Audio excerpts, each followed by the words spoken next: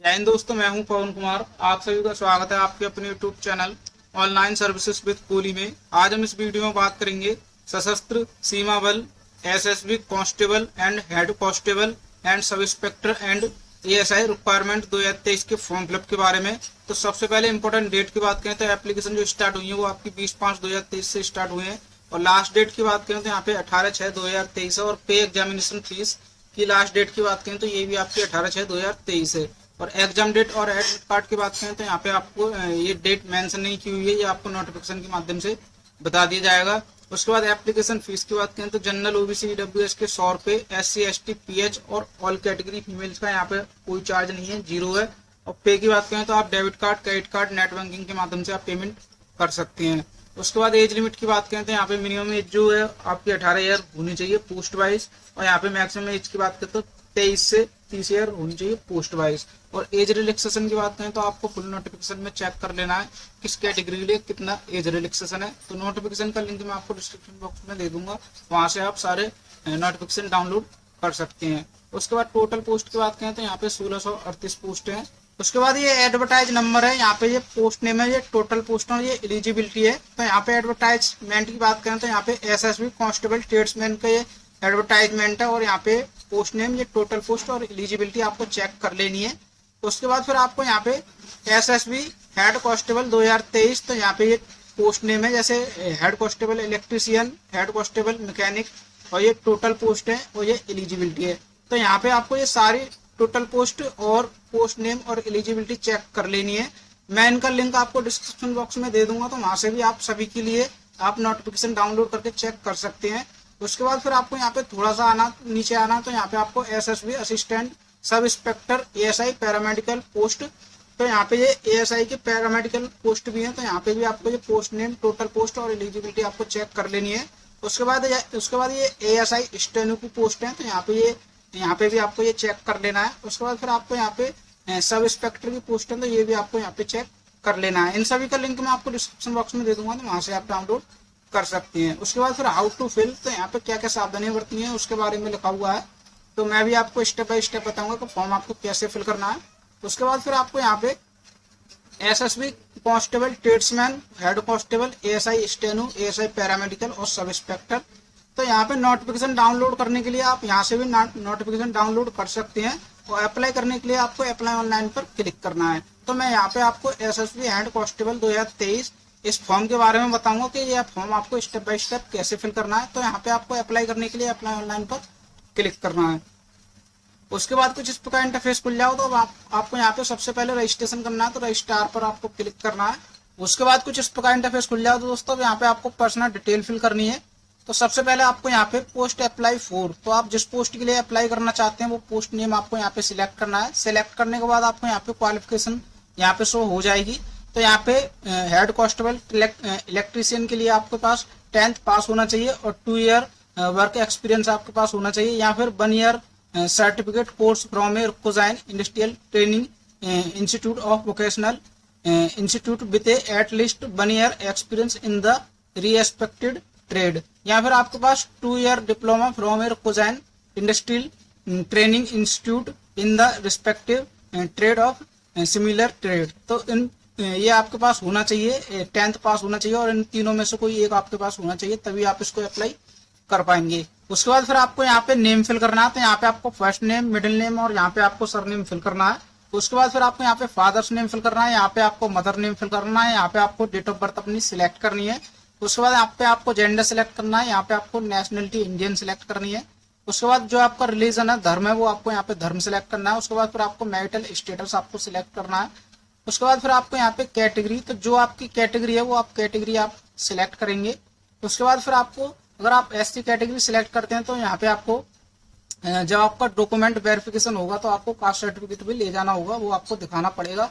उसके बाद फिर आपको यहाँ पे whether you belong to community, अगर आप इन कम्युनिटी से बिलोंग करते हैं तो आप यस करेंगे और डिटेल फिल करेंगे। अगर आप बिलोंग नहीं करते हैं तो नो पर क्लिक करेंगे, ये हिडन हो जाएंगे। उसके बाद फिर whether domicile ordinary in Jammu and Kashmir, तो आपके पास अगर जम्मू एंड कश्मीर का डोमिसाइल है तो यस करेंगे, नहीं है तो नो पर क्लिक करेंगे। उसके बाद फिर वेदर अफेक्टेड इन 1984 रियोट्स और कॉम्युनल रियोट्स ऑफ 2002 गुजरात, तो अगर आप 1984 और 2002 में जो विक्टिम थे, अगर आप उनके बच्चे हैं तो आप यस पर क्लिक करेंगे, नहीं है तो नो पर क्लिक करेंगे। उसके बाद वेदर एक्स सर्विसमैन, अगर आप एक्स सर्विसमैन हैं तो यस करेंगे, नहीं है तो नो पर क्लिक करेंगे। उसके बाद whether departmental candidate with 3 year continue service in central government, अगर आप कैंडिडेट हैं तो यस करेंगे, नहीं है तो नो पर क्लिक करेंगे। उसके बाद 2 year work experience in respective trade, अगर आपके पास एक्सपीरियंस है तो यस करेंगे, नहीं है तो नो पर क्लिक करेंगे। उसके बाद 1 year certificate course from a recognised industrial training institute और vocational institute with at least 1 year experience in the respective trade, अगर आपके पास है तो यस करेंगे, नहीं है तो यहाँ पर नो करेंगे। उसके बाद फिर आपको यहाँ पे सिलेक्ट आइडेंटिटी कार्ड टाइप, तो आपको यहाँ पे जो भी आपके पास आईडी है वो आप यहाँ पे आईडी सिलेक्ट करेंगे। उसके बाद फिर एंटर आइडेंटिटी कार्ड नंबर, तो आपको यहाँ पे फिर आप जैसे आपने आधार कार्ड सिलेक्ट किया तो यहाँ पे आपको आधार नंबर फिल करना है। उसके बाद फिर आइडेंटिफिकेशन मार्क आपको फिल करना है, यहाँ पे आपको मोबाइल नंबर फिल करना है। उसके बाद फिर आपको यहाँ पे ईमेल एड्रेस फिल करना है।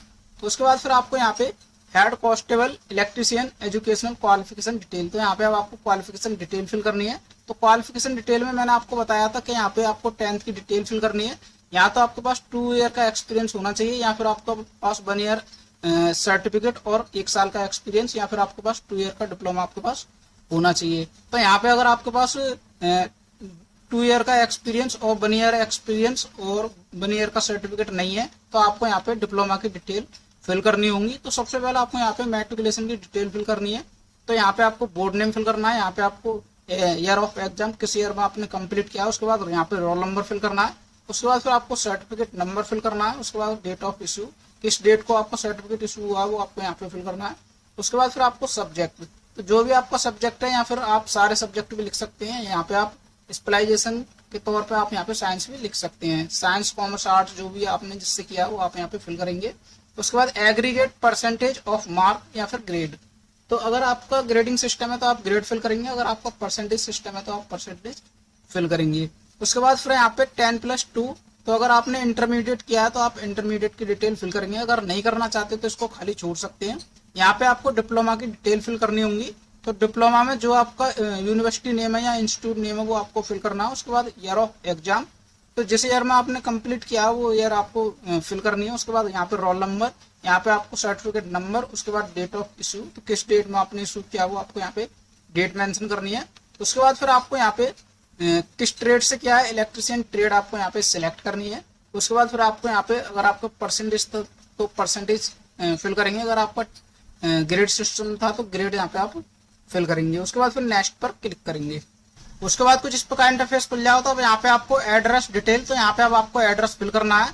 तो यहाँ पे आपको विलेज या टाउन यहाँ पे आपको फिल करना है। उसके बाद फिर आपको यहाँ पे पोस्ट ऑफिस नेम फिल करना है। उसके बाद तहसील, उसके बाद पुलिस स्टेशन, उसके बाद यहाँ पे आपको स्टेट जो आपका स्टेट है, उसके बाद फिर आपको यहाँ पे डिस्ट्रिक्ट सिलेक्ट करनी है जो आपकी डिस्ट्रिक्ट है। उसके बाद पिन कोड, जो आपके एरिया का पिन कोड, आपको वो एरिया का पिन कोड फिल करना है। उसके बाद फिर आपको करस्पॉन्डेंस एड्रेस, तो आपका परमानेंट एड्रेस और करस्पॉन्डेंस एड्रेस अगर अलग अलग है तो आप अलग अलग फिल कर सकते हैं। अगर आपका सेम है तो आप यहाँ पर यस पर क्लिक करेंगे तो ये एड्रेस ऑटोमेटिक फिल हो जाएगा।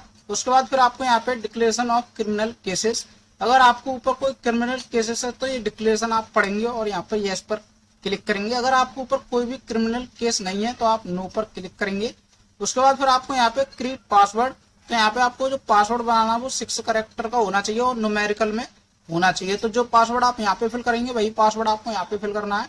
उसके बाद डिक्लेरेशन बाय द कैंडिडेट, तो आपको दोनों डिक्लेरेशन पर क्लिक करना है और प्रोसीड पर क्लिक करना। उसके बाद कुछ इस प्रकार इंटरफेस खुल जाओ। तो दोस्तों ये प्रीव्यू एंड कंफर्मेशन पेज है, तो आपको यहाँ पे साइड डिटेल एक बार अच्छे से चेक कर लेनी है, साइड डिटेल ठीक है या नहीं है।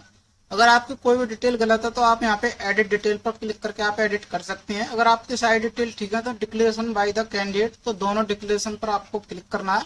उसके बाद ये कैप्चा कोड आपको यहाँ पे फिल करना है और सबमिट एप्लीकेशन फॉर्म पर क्लिक करना है। उसके बाद फिर have you verify the detail, तो आपको ओके पर क्लिक करना है। उसके बाद are you sure do you want to submit the detail, तो ओके पर क्लिक करना है। उसके बाद दोस्तों कुछ इस प्रकार इंटरफेस खुल जाओ। तो दोस्तों please note down registration ID, दोस्तों आपका ये रजिस्ट्रेशन जो वो सक्सेसफुल हो चुका है। अब यहाँ पे आपको ये रजिस्ट्रेशन आईडी भी शो हो जाएगी। अब यहाँ पे आपको अपलोड फोटो एंड सिग्नेचर आपको अपलोड करने हैं। तो यहाँ पे आपको सबसे पहले फोटो के डायमेंशन की बात करें तो 6 मंथ ओल्ड आपका फोटो नहीं होना चाहिए और इन शार्प फोकस एंड क्लियर आपका इस प्रकार फोटो होना चाहिए।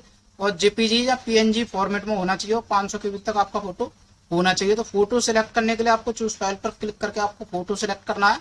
उसके बाद फिर आपको सिग्नेचर, तो सिग्नेचर भी आपका व्हाइट पेपर पर होना चाहिए, ब्लैक एंड ब्लू इंक से होना चाहिए, जेपीजी फॉर्मेट और पीएनजी फॉर्मेट में होना चाहिए, 200 केबी तक होना चाहिए। और यहाँ पे फिर चूज फाइल पर क्लिक करके आपको फोटो सिलेक्ट करना है। उसके बाद फिर आपको प्रोसीड पर क्लिक करना है। उसके बाद दोस्तों कुछ इस प्रकार इंटरफेस खुल जाए। तो दोस्तों the application form submitted by you is provisionally registered, तो आपका ये फॉर्म जो है कंप्लीटेड फिल हो चुका है। जिस पोस्ट के लिए आपने अप्लाई किया था जैसे हेड कांस्टेबल इलेक्ट्रीशियन, तो ये इलेक्ट्रीशियन के लिए अप्लाई हो चुका है। यहाँ पे आपको रजिस्ट्रेशन आईडी भी शो हो जाएगी। और यहाँ पे डॉक्यूमेंटेशन की बात करें तो यहाँ पे आपके जो डॉक्यूमेंट है, तो जब आपका डॉक्यूमेंट वेरिफिकेशन होगा तो सारे डॉक्यूमेंट आपको ओरिजिनल लेके जाने होंगे, सारे डॉक्यूमेंट आपके चेक होंगे। अब आपको इसको प्रिंट आउट डाउनलोड करने के लिए आपको प्रिंट एक्नॉलेजमेंट पर आपको क्लिक करना है। उसके बाद फिर आपका ये प्रिंट आउट जो ओपन हो जाएगा। तो अब यहाँ पे आपको प्रिंट पर क्लिक करके सेव करके इसको रख लेना है। तो दोस्तों अगर आपकी कोई क्वेरी है, अगर आपका कोई क्वेश्चन है तो आप कमेंट बॉक्स में कमेंट करके पूछ सकते हैं। और वीडियो अच्छी लगी हो तो वीडियो को लाइक करें, शेयर करें, चैनल को सब्सक्राइब करें। धन्यवाद।